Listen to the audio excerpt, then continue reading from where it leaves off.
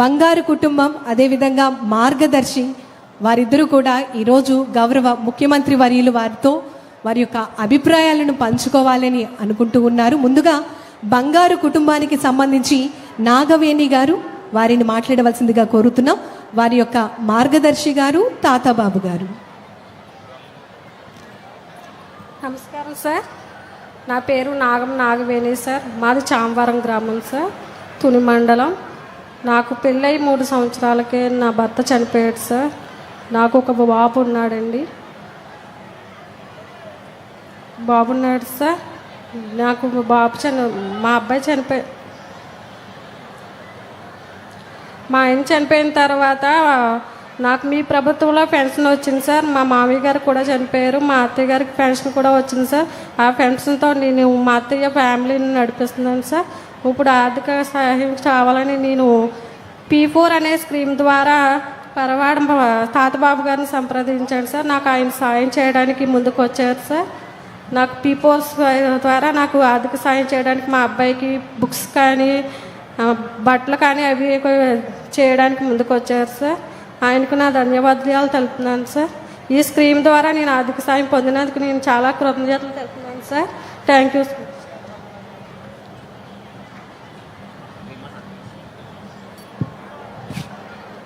నమస్కారం,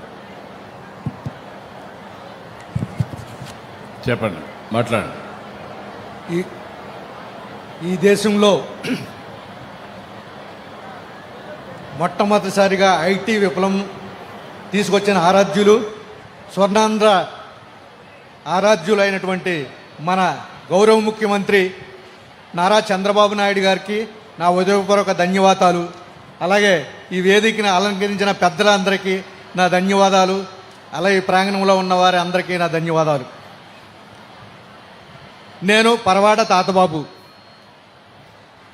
son of Rajanaidu, వ్యవసాయ కుటుంబం నుంచి వచ్చాను. కుమ్మర్లావ్ అనే పల్లెటూరు మాది.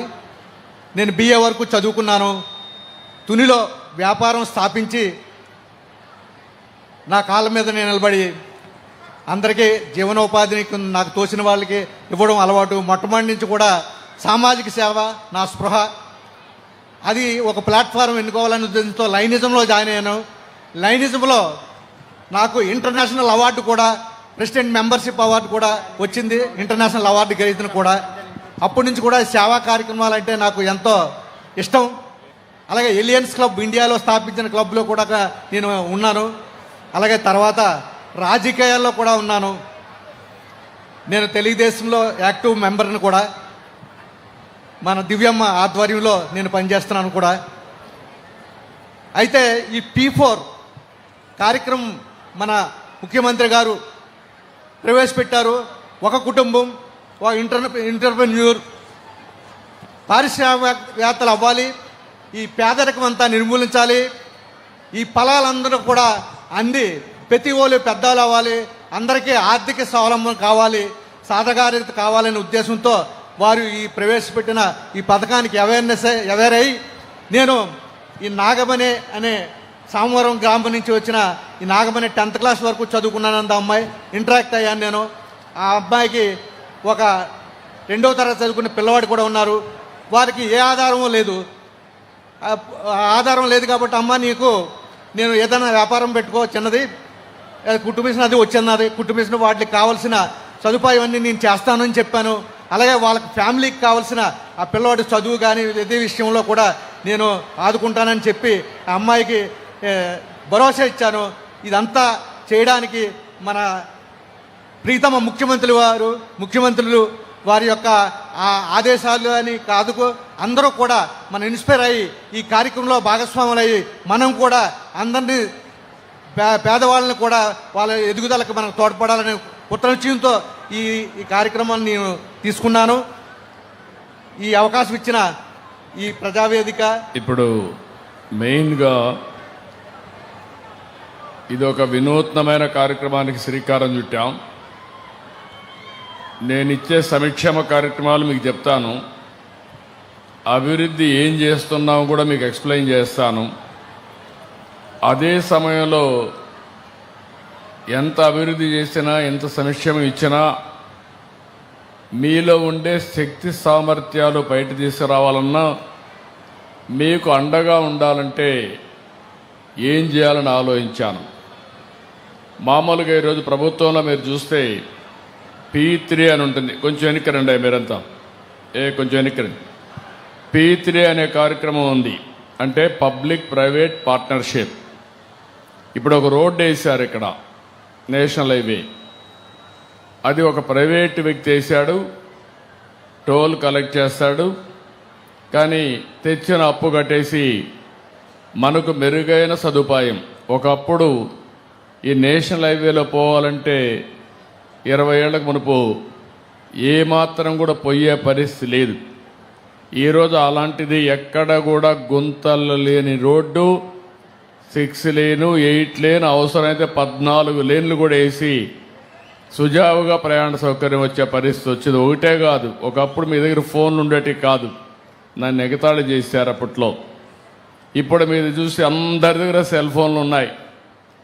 అదే మరి మీకు బ్యాండ్ విత్ కూడా అందరూ ప్రొవైడ్ చేసే పరిస్థితికి వచ్చారు. అది కూడా P3లో వచ్చింది. కరెంటు కూడా చాలామంది కరెంట్ అదే మరిగా వస్తూ ఉంది.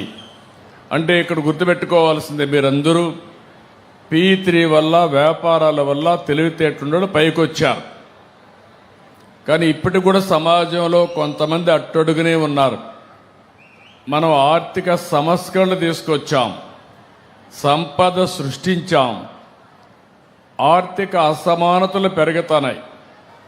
అంటే ఒక్కొక్కరు 100 కోట్లు, 1000 కోట్లు, 2000 కోట్ల రూపాయలు కూడా 10,000 కోట్లు, 1,00,000 కోట్లు సంపాదించే పరిస్థితికి వచ్చారు.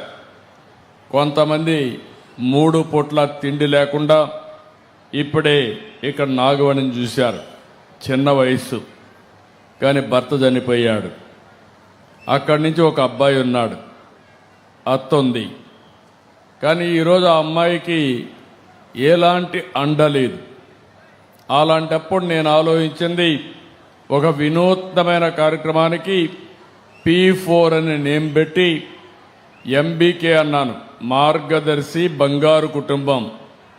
ఆ అమ్మాయికి కానీ చేయూతనిస్తే 2వ తరగతి చదివే పిల్లవాడు పెద్ద అయితే 10 మందికి సహాయం చేసే పరిస్థితికి వస్తాడు. అది నా ఆలోచన. లేకపోతే ఇప్పుడే వదిలిపెడితే చదివించలేక, గైడెన్స్ ఇవ్వలేక ఆ అమ్మాయి అతని కూడా కూలి పనికి పంపించే పరిస్థితి వస్తుంది. ఇప్పుడు ఆ అమ్మాయి కూలి పని చేస్తూ ఉంది. నేను 4,000 రూపాయలు పింఛన్ ఇస్తున్నా, వాళ్ళ అత్తకు కూడా 4,000 రూపాయలు పింఛన్ ఇస్తున్నాం. ఆ 8,000తో కూలి పని చేసుకొని కాస్త కోస్త సంపాదించి ఏదో కుటుంబాన్ని నడుపుతా ఉంది. రేపు రాబోయే రోజుల్లో కూడా ఆ పిల్లవాడిని ఉన్నత స్థాయిలో చూడాలనేది నా ఆకాంక్ష, నా ఆశయం, అదే నా కోరిక. దీనికోసం నేను ఆలోచించేది, ఎవరైతే బాగా డబ్బులు సంపాదించామో మీకు కూడా బాధ్యత ఉంది. సమాజం వల్ల పైకొచ్చారు మీరు, సమాజం లేకపోతే ఎవరూ లేము. ఇప్పుడు నేను ముఖ్యమంత్రిగా ఉన్నానంటే మీ అందరి ఆశీస్సులు నేను ముఖ్యమంత్రి చేశారు.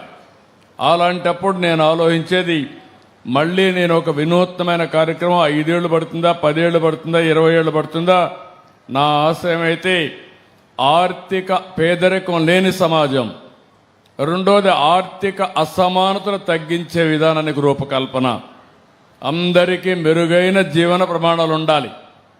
1000 కోట్లు లేకుంటే 1,00,000 కోట్లుండే ఆయన బంగారు తినడు, ఆయన కూడా తినే తిండే.